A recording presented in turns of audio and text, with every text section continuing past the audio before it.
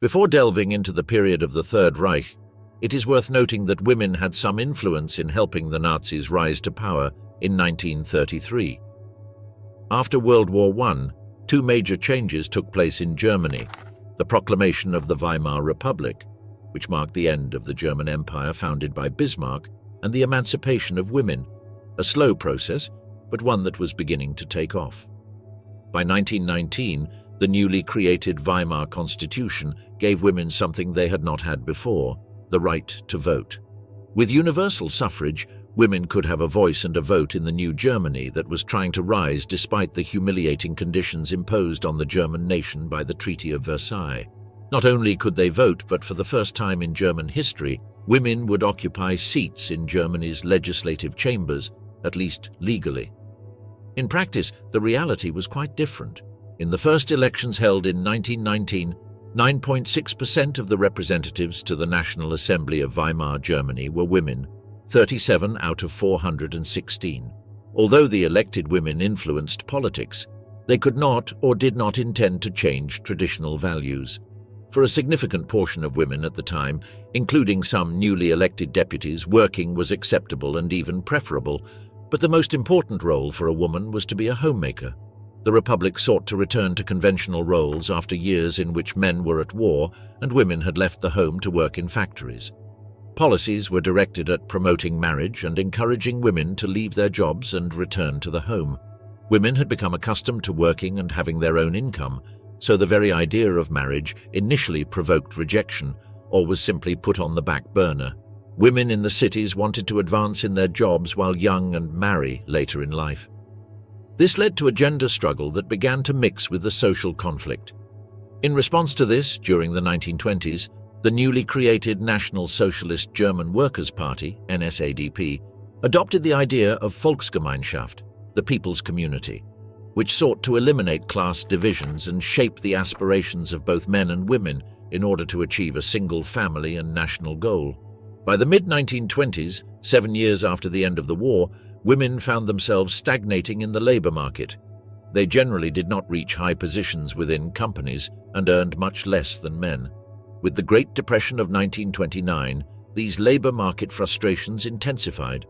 This is where the Nazi Party came into play, proposing that women leave their jobs and return to their homes. As public opinion among women had changed by then, women joined the National Socialist Party with much greater fervor than other parties. The wounds of the First World War had still not healed. By 1932, there were still more women than men in Germany, especially in the cities where electoral tradition was stronger. An example of this is Berlin, where there were 1,116 women for every 1,000 men. In the 1932 federal elections, the Nazi Party was the most voted. It won 230 seats, more than double the previous election, and 13 million votes. Women voted for the Nazis at a slightly higher margin than men, and since there were many more women, they widened the gap between the Nazi Party and its closest opponent, the Social Democratic Party, SPD, which received nearly 8 million votes. That Nazi victory, which began an era of horror in Europe and the most brutal war in human history, was not only due to German men, but also to the women who voted with Hitler's speeches in mind. Despite this support, they were the first to be betrayed. When Hitler was elected Chancellor in November of 1933, there were no women in parliament. During the war, Nazi leaders even considered stripping women of their right to vote. The role of women in Nazi ideology: a doll in a dollhouse. Now that I've explained how women contributed to the Nazi Party's rise to power through electoral means, it's time to discuss how the betrayal of the rights they had gained over the past 15 years began. Today, we can interpret that all governments of the time, whether Bolshevik, English, American, and of course Nazi, were conservative. However, there were nuances. Among them, the Nazis could be counted as one of the most conservative. They wanted to return to a purer past in their view, and for that they needed two things: many warrior men to fight in Europe, and many women to give birth to those men and raise them within the ideology of a Reich that was supposed to last 1,000 years. In the words of the great Nazi propagandist Joseph Goebbels, "The mission of women is to be beautiful and bring children into the world." That is not at all as outdated as it seems. The female bird beautifies herself for her mate and cares for the eggs for him. In return, the male provides food, stands guard, and protects her from enemies. Joseph Goebbels. Before joining the Nazi Party, Goebbels studied Germanic studies, classical philology, and history, something that is evident in the quote above. For the Minister of Public Enlightenment and Propaganda, a woman was to care for the home while her husband handled external matters, brought food home, and defended the nation to ensure his wife's protection, just as birds do. The bird metaphor was no accident. Birds are the animals with the highest percentage of monogamy in the entire animal kingdom, something necessary for the Reich to endure. Birds are also free and migrate across vast territories within continents or the world, as the Nazis expected Aryan men and women to do once the war was over. In Nazi ideology, men and women complemented each other. While one fought for the larger world, the state and Europe, the other was to ensure the care of the small world, the home, and Aryan children. Thus, each contributed to the integrity of the nation and the future of the Reich. For that reason, it's no surprise that in 1933, when Hitler and the Nazi Party were firmly consolidated in power, nearly all women in public administration were dismissed.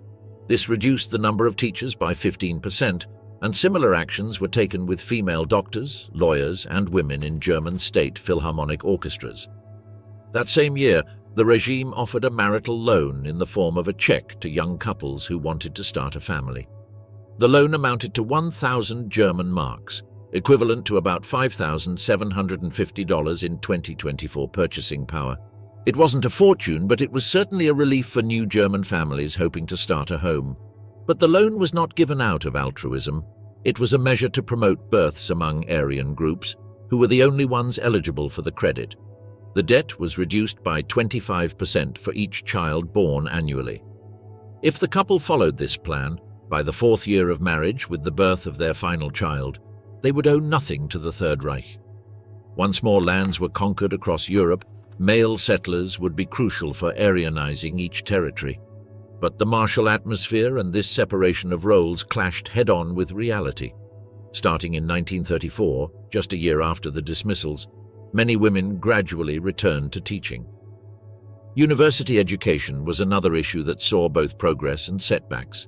Between 1933 and 1935, 40% of women entered universities, but by the late 1930s, they represented only 10% of the student population. In 1937, just a year before the Sudeten crisis and the invasion of Poland, Germany was already fully militarized. Military service had taken many men out of public administration to the barracks, disrupting state and bureaucratic tasks. To address this problem, the Third Reich forced women to work for a year of unpaid service, both in public administration and in certain private sector industries. That same year, the marriage loan was abolished. Control over women's lives went even further. It was frowned upon for them to wear makeup, pants, high heels, dye their hair, or get permanent waves. They were also not allowed to smoke or drink in public, nor to be too thin, as that was not what German mothers were supposed to do. By 1943, due to the war, the German population had declined, and the Reich's main muscle, the family, was completely atrophied. It was difficult to increase the birth rate with the vast majority of men dead or at the front, fighting for the Reich and far from their wives. This created a new problem for Nazi Party leaders, as they could not allow their plans to fail. If there was no population, who would continue the colonization process in Eastern Europe? Faced with this problem, some Nazi leaders proposed changing the rules again. All women, married or single, should have 4 racially pure children. In case they already had them, men would have the legal freedom to father children outside of marriage. However, the Nazis had other problems at the time, so this proposal was never approved. A league to gather them and catch them all, Bund Deutscher Mädel. The first youth movements in Germany began in 1896, with self-directed young people who had no relationship with adults and their organizations. During the 20th century, the Berlin student Karl Fischer transformed this movement into the Wandervogel, the migratory or hiking birds, and by 1914, this group had more than 45,000 members, consisting of boys and girls aged between 14 and 21. For this reason, when Gustav Lenk founded the National Socialist Youth League in March 1922, no one found it strange. Youth leagues were common at the time, but no one expected what it would later become. The Hitler Youth, which also had a female branch. In 1923, some female youth groups joined the National Socialist Party, and in 1930, an organization exclusively for females was created called Bund Deutscher Mädel, the League of German Girls. It was a branch of the Hitler Youth. By 1931, 1,711 young women, led by Elisabeth Greif-Walden, formed the League of German Girls, uniting the other female groups that existed at the time. On July 17, 1933, all youth movements that did not belong to the Hitler Youth were eliminated by law. Their elimination was due to the fact that they went against National Socialist ideals, as was the case with the Wandervogel, which was characterized by its emphasis on freedom. Thus, some groups were permanently closed, and only church-affiliated movements survived, but at the high cost of being absorbed by the Nazi Party's youth organization, which maintained that all German boys, girls, and teenagers should follow the same path, both physically and spiritually. From 1933 onward, girls between the ages of 14 and 18 directly joined the League of German Girls. If they were younger, between 10 and 13, they were integrated into the League of Young Girls, provided they met the admission requirements, which were being of German origin, holding German citizenship, being free of hereditary diseases, and having completed the 4th grade. In a sense, it was the Nazi appropriation of scouting, founded by Robert Baden-Powell, something the Soviets also did with the pioneer movement. In March 1934, replacing Greif-Walden, the leadership of the League of German Girls was handed to Trude Moore, a young woman enrolled in the party since 1928. Moore was responsible for the creation of this same group in Brandenburg in 1930. The activities of the female league included skiing, hiking, campfires with German folk songs, folk dances, and more. In addition to these activities, the young women carried out health service or social service, which involved helping within the community, assisting farmers, and aiding the less fortunate. Additionally, the girls practiced rhythmic gymnastics, a sport promoted by the Nazi Party for women, as it encouraged the harmony of their bodies. During the winter, they gathered to sew, knit, or engage in other types of crafts. As for fashion, there were also very puritanical restrictions for the girls, although it wasn't much different from other scouting movements of the time. Within the Hitler Youth, they were not allowed to wear high heels, silk stockings, makeup, jewelry, rings, or wristwatches. For activities, the summer or spring uniform consisted of a navy blue skirt, a white blouse, and a black neckerchief with a leather knot, while in winter they could wear blue pants, a brown jacket, and sometimes a black beret. If a teenage girl stood out for her skills or leadership in the league, she had better chances of going to university or finding a job. However, after completing that stage, all girls in the league had to perform a year of social service in tasks as diverse as working in the fields or caring for children in a daycare. From 1936 onward, membership in the League of German Girls was mandatory. When the war began in 1938, the duties of these young women changed. They entertained the troops stationed in the rear, assisted with first aid and care in hospitals, received wounded soldiers at train stations, and supported people left homeless after the bombings. The League of German Girls had 4.5 million members in 1944. It was the largest female youth organization in the world at that time. A year later, when the Red Army entered Berlin, many young women from the League joined the National Labour Front to defend Berlin, becoming cannon fodder. Finally, on October 10, 1945, the League of German Girls was officially dissolved by the Allied Control Council. Eugenics. Mothers and nurses building the Aryan man. The principles of Charles Darwin on the evolution of species were used in the 19th century by British sociologist Herbert Spencer as the basis for developing his sociological theories, which held that just as evolution postulated that the fittest survived in nature, only the fittest should survive in society. Spencer argued that changes could be promoted in society that would, over time, shape natural selection to our advantage, improving the human race. This doctrine or belief was called eugenics, and as you can imagine, eugenics was incredibly important to the Nazis. On the continent, French anthropologist Joseph Denneker coined a term, Nordicism, which identified Germans and Nordics as people with elongated skulls, tall stature, blue or grey eyes, and fair hair. William Z. Ripley and Houston Stewart Chamberlain expanded on what Denneker and Spencer proposed, becoming racialist and white supremacist theorists who were at the forefront of National Socialist ideology. To raise the Aryans of the future, great men were needed, but also great women, avoiding anything they considered racial contamination. But eugenics wasn't limited to racial purity. On July 14, 1933, just 5 weeks after Hitler came to power, the law for the prevention of offspring with hereditary diseases, Gesetz zur Verhütung erbkranken Nachwuchses, was passed, creating a hereditary health court. This court was responsible for forcibly sterilizing people with anything considered hereditary deficiencies, thereby preventing contaminating elements in the future Aryan race. But this Nordicist idea of purifying and creating a new race did not end there, as Himmler's SS progressively created a Nordic population nucleus to ensure the expansion of the Aryan race. In addition to the supports for families mentioned earlier, there were direct supports for healthy Aryan mothers. On December 12, 1935, the Lebensborn Registered Association, Lebensborn Eingetragene Verein, was founded. This family welfare program provided maternity homes where women could give birth and receive social assistance during and after childbirth, as well as financial or social assistance to the wives of SS members. The program accepted unmarried pregnant women and people not linked to the SS, as long as they were considered racially valuable.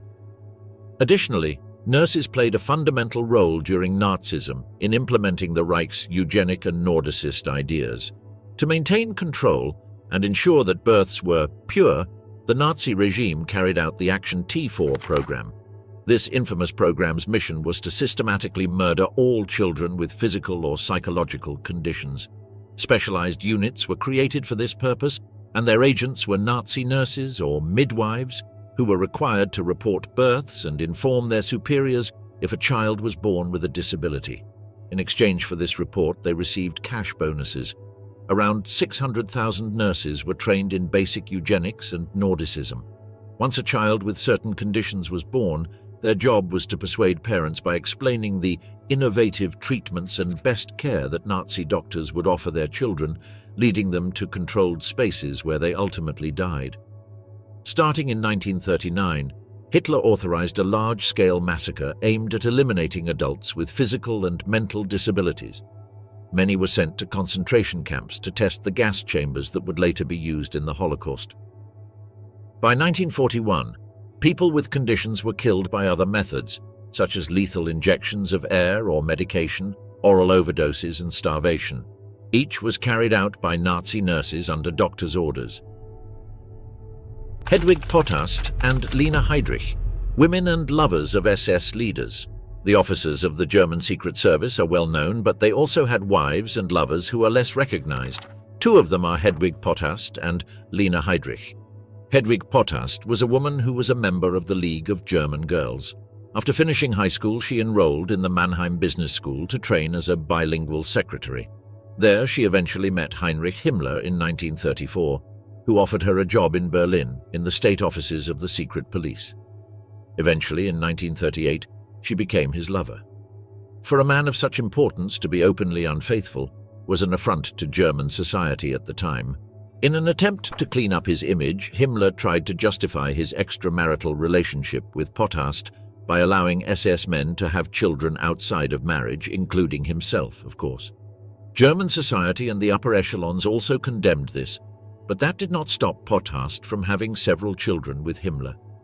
By 1941, Himmler took Hedwig out of the rented apartment where she lived and installed her in a villa that the SS had built for her in Grunewald, financed by an 80,000 mark loan that Himmler took out. There are differing opinions on whether Potthast, who was Himmler's secretary, or even his wife, Margaret, had any knowledge of his involvement in the final solution. The course of the war limited contact between Himmler and Hedwig, as they managed to see each other for the last time in mid-March of 1945, and from then on they kept in touch through phone calls. Himmler was arrested by the British on May 21st and committed suicide 2 days later.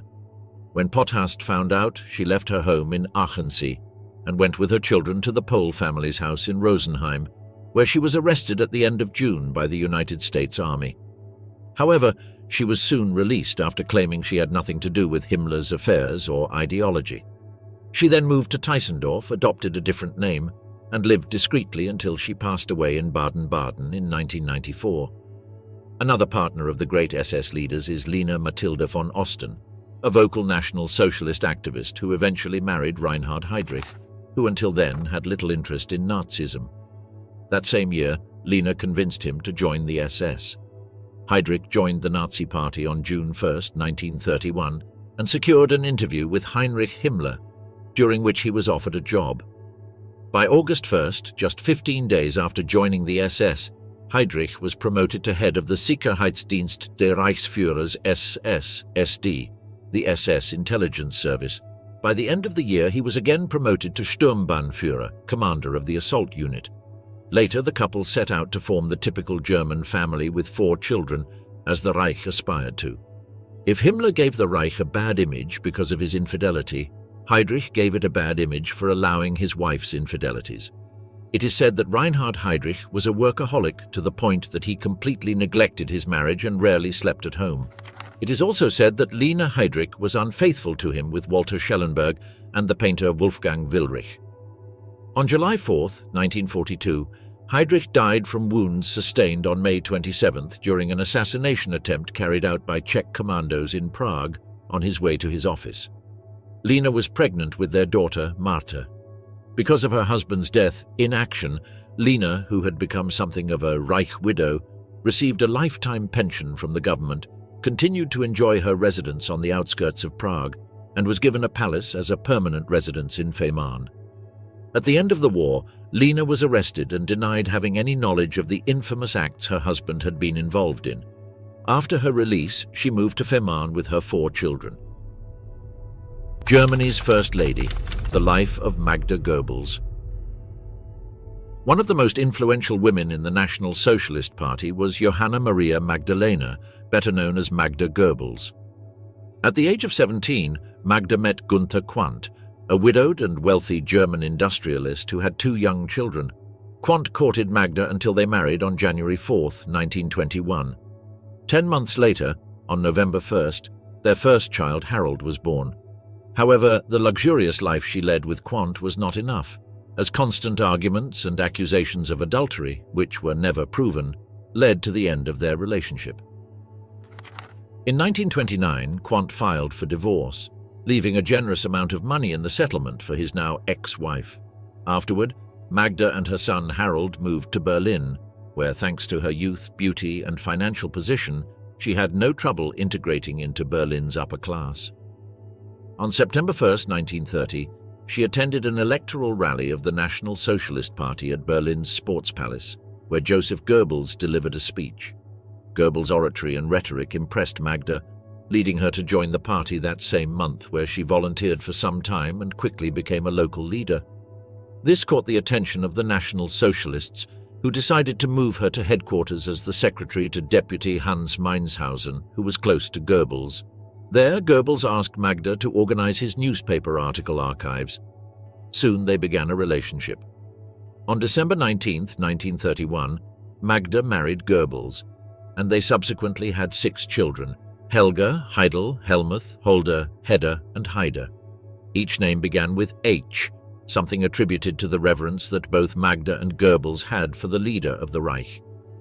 By 1938, Magda was practically the First Lady of the Reich, despite being married to Goebbels. Magda earned the honor of being awarded the newly created Mother's Cross of Honor of the German Mother, from which point she became a role model promoted by the Nazis for all women of the Reich. In 1942, she and her children were filmed and photographed during the regime. They were the ideal Aryan family. Her popularity was so high that her children appeared 34 times in the news that same year. However, this was only a facade, as the marriage between Goebbels and Magda was falling apart. Both had lovers and were adulterous, and Goebbels almost moved to Japan to live with his lover. The Chancellor himself forced them to reconcile, as a divorce of the model family would have been disastrous for Germany.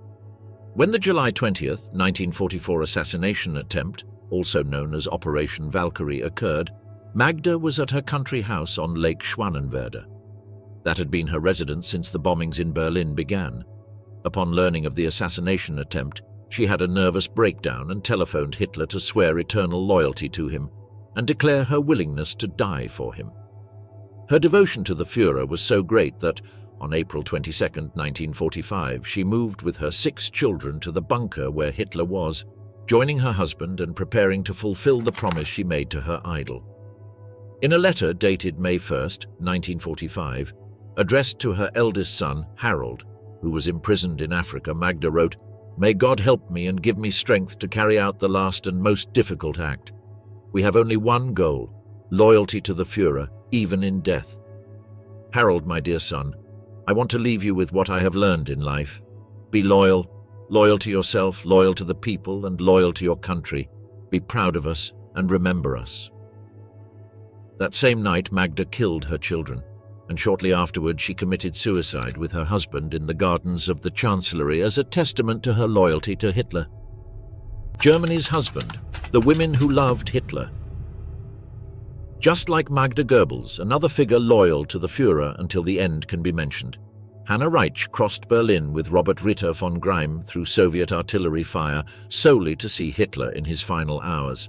Hitler personally handed each of them a cyanide capsule and informed them of the fate of the loyal Germans present. They were to sacrifice themselves with him to avoid falling alive into Russian hands. Hannah and von Greim decided to swallow the poison and detonate a grenade at the same time, just before the Russians arrived. However, on Saturday, April 28th, Hitler ordered Hannah and von Greim to leave Berlin and take command of the Air Force to carry out a bombing raid that would liberate the Chancellery and stop Himmler, who had committed an act of betrayal. Despite Soviet troops being outside, Hannah and von Greim obeyed the Führer's orders. When they reunited with Karl Dönitz, they learned from him that Hitler had committed suicide and that the war was nearing its end. Upon hearing this news, Reich and von Greim surrendered to the Allies on May 9th, 2 days after Germany's surrender. Both were interrogated by the Americans, who had yet to recover Hitler's body. When asked about the order to leave the Führer bunker on April 28th, they both gave the same response. "It was the blackest day. We could not die alongside our Führer," Hannah added. "We must all kneel in reverence and prayer before the altar of the fatherland." Later, in 1970, during the only interview she gave after the war, Hannah stated that she was not ashamed to say she still believed in National Socialism, and she also confessed that she continued to wear the Iron Cross with diamonds that Hitler had given her.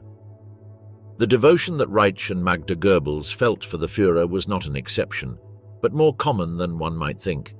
In fact, Hitler often said that his wife was Germany as an excuse not to marry. However, it is very likely that he avoided marriage to maintain the image of being eternally single, thus remaining the platonic love of millions of women. It was normal for women to gather around Hitler's home whenever he left, hoping to catch a glimpse of him, even for just a few seconds, something that became a daily security issue for the Führer. It was also common for women to write him letters on all sorts of topics, but they often escalated into erotic letters. Hitler believed that being an unattainable leader helped maintain the devotion and love that women had for him. This is why he did not marry Eva Braun until 1945, just one day before his death, although their relationship dated back to before the Nazi Party won the elections in 1932. Gertrud Schultz Kil, the woman who shaped other women during Nazism. So far, we have mentioned that the family was very important for Nazism and that women were considered the pillar of the family. It is time to delve deeper into this topic. To begin with, we must mention the 5 rules or commandments for modeling the role of the German woman according to Nazism. 1. Remember, you are German. 2. If you are genetically healthy, your duty is to marry. 3. Keep your body pure. 4. Keep your mind and spirit pure. 5. As a German, choose only a spouse from your country or countries with Nordic blood. The women's school was founded in the year 1934, and its main function was the training and courses in subjects considered of special interest by Nazi leaders: domestic economy, household management, child education, or the preservation of traditional customs and practices. One of the most influential women within the women's school was Gertrud Schultz Kil, who in 1930 held her first position as head of the National Socialist Women of Baden, and during the 1932 electoral campaign, established ties with other women's organizations. Schultz Kil was known for providing jobs to the unemployed, securing food and clothing for the poor, and creating a group of volunteers to help girls with few resources. Her performance led her friend Robert Wagner to introduce her to the Ministry of the Interior, where she became the head of the Women's Labor Department.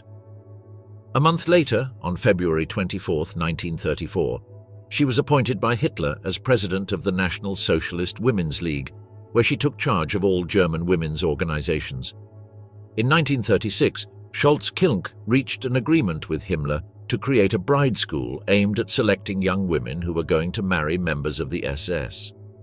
During 1937, in Schwanenwerder, very close to Berlin, the first bride school was established, where a group of 20 young women attended a 6-week course on domestic skills, ranging from ironing, cooking, or childcare to concepts of gardening, livestock and agriculture, even interior design.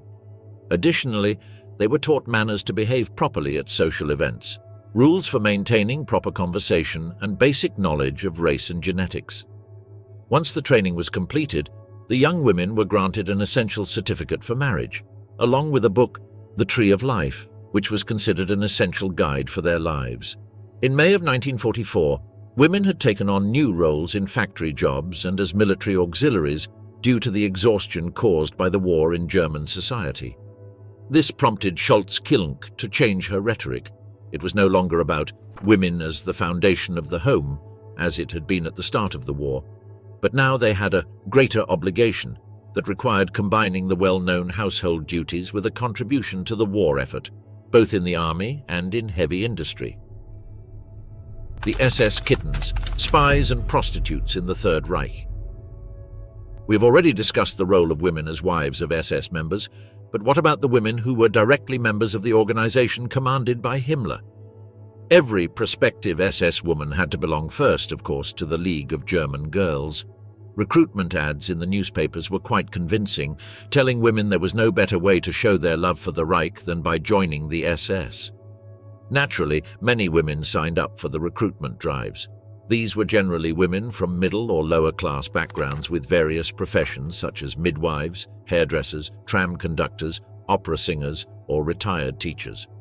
Those who joined as SS recruits in 1938 were trained in Lichtenberg, Germany, attending courses that lasted between 4 and 6 weeks, with training as rigorous and demanding as that of the men.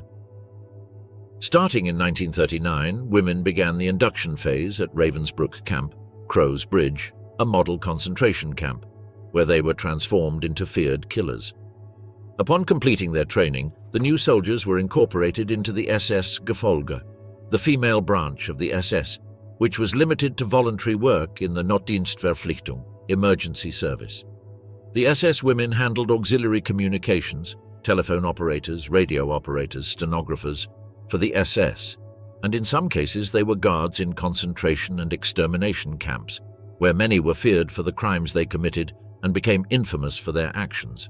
However, these were not the only paramilitary organizations of the Third Reich, as when the war began in 1939, the SS began compiling so-called mood reports from the German population that were accessible only to a small circle of high-ranking officials and senior officers. To gather this information about public sentiment during the war, the Nazis used prostitutes from various brothels in Reich cities as spies. Among these brothels was the Kitty's Salon, frequented by many well-known public figures, diplomats, foreigners, and National Socialist regime officials. One of the notable figures who loved infiltrating these brothels was Walter Schellenberg, head of Gestapo counterintelligence, who believed that intimate moments provided highly effective information. The goal of these women was to report any public criticism so that the government could take it into account and be able to meet the expectations of the people, as well as to root out any potential dissent before it could organize into any form of resistance. 3 female profiles of sadism and horror in Nazi concentration camps. Hitler's men were methodically perverse, but what about the women? It is said that there were at least 3,700 women who worked as guards in concentration camps. Among the most ruthless, who spread terror in every aspect within the extermination camps, are the following. Margarete Ilse Kohler, also known as the Bitch of Buchenwald, was born on September 22, 1906, into a middle-class family in the German town of Dresden, Saxony. In 1932, she joined the Nazi Party. Much of her methods of torture are attributed to being taught by her husband Karl Koch, SS colonel and commander of the Buchenwald concentration camp. At first, Ilse demanded that the prisoners call her gnädige Frau, gracious lady, and soon she began strolling around the camp with a whip in hand, which she did not hesitate to use against those whose appearance even slightly displeased her. Eventually, her cruelty knew no bounds, as she made the concentration camps her favorite playground for her macabre games, reaching extreme levels of sadism. The Bitch of Buchenwald would unleash dogs on pregnant women, beat prisoners who looked her directly in the eyes, and stand naked at the camp entrance to provoke the men who were about to be executed in the concentration camp. Her level of sadism even extended to having a collection of tattooed skin and objects made from human remains, which she acquired during her working days through torture and abuse. She ordered prisoners to strip so that she could examine their skin, and those with distinctive or exotic symbols became her victims of the day. The skin was used to create horrendous accessories such as lampshades, gloves, tapestries, knife sheaths, record covers, and book bindings. Ilse Kohler was sentenced in Augsburg on January 15, 1951, to life imprisonment with hard labor in the women's prison of Aichach. However, on September 1, 1967, at the age of 61, she committed suicide in prison, leaving a final letter that said, "Ich kann nicht anders. Der Tod ist für mich eine Erlösung. There is no other way for me. Death is my only release." Irma Gräser, known by the nicknames the Angel of Auschwitz and the Beautiful Beast, was born in Rechen on October 7, 1923, into a dysfunctional family. Her mother committed suicide in 1936, and 2 years later, Irma decided to drop out of school due to a lack of motivation. In March of 1942, at the age of 19, she managed to volunteer at Ravensbrück concentration camp after a failed previous attempt, where she began her training. By March of 1943, Irma Gräser was transferred to Auschwitz and assigned to the concentrationslager KL of Birkenau, where at first she was responsible for managing supplies, handling mail, and overseeing the Strassenbaukommando, the road construction unit. However, in the fall of that same year, Gräser was promoted to SS Oberaufseherin, SS supervisor. This new promotion not only put her in charge of 30,000 Jewish inmates, mostly Polish and Hungarian women, but also allowed her to select those condemned to the gas chamber. The Beautiful Beast was feared for her countless methods of torture, the most common being unleashing her dogs on prisoners to have them torn apart, murdering inmates by shooting them in cold blood, and beating and sexually abusing children. She also sought out Jewish women with attractive figures to mutilate their breasts and then subject them to painful operations, which she watched with great excitement. However, Auschwitz-Birkenau was not the only concentration camp to suffer from Irma Gräser's sadism. For a brief period from January to March of 1945, she returned to Ravensbrück camp before being sent to Bergen-Belsen, near Hanover, Germany. She was arrested on April 15, 1945, and on the 54th day of her trial, the British tribunal found her guilty of the following charges: committing war crimes at the Bergen-Belsen concentration camp in Germany and at Auschwitz in Poland, between October 1, 1942 and April 30, 1945. The court sentenced her to hang on December 13, 1945, at the age of 22. Her last words were, "Schnell, quick." Another example of the sadism of some Nazi women who worked in the camps is Maria Mandel, also known as the Beast of Auschwitz. She was born on January 10, 1912, in the Austrian town of Münzkirchen, a municipality in the Scherding district of Upper Austria. On October 15, 1938, she managed to join the Lichtenberg detention center as an Aufseherin, guard, one of the first wild camps in Nazi Germany, located in Pretten, which became a subcamp of Ravensbrück in May of 1939. In this extermination camp, Maria strictly supervised the work and tasks that the prisoners had to carry out. and if any failed to meet expectations, she inflicted all kinds of whippings and torture, condemning them to death.